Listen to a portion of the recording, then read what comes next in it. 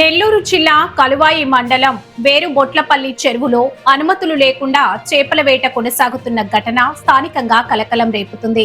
గ్రామ పంచాయతీ నుంచి ఎలాంటి అధికారిక అనుమతి లేకపోయినా కొందరు వ్యక్తులు గత 3 రోజులుగా చెరువులో చేపలు పట్టి విక్రయాలు నిర్వహిస్తున్నట్లు సమాచారం.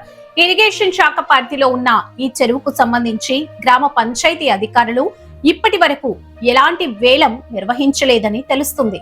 అయితే గ్రామంలోని కొందరు వ్యక్తులు రహస్యంగా డబ్బులు తీసుకుని ఓ వ్యక్తికి చేపల వేటకు అవకాశం కల్పించినట్లు ఆరోపణలు వినిపిస్తున్నాయి. 2 రోజులుగా చెరువులో చేపల వేట జరుగుతుండటంతో గ్రామస్తులు ఈ విషయాన్ని వెలుగులోకి తీసుకొచ్చారు.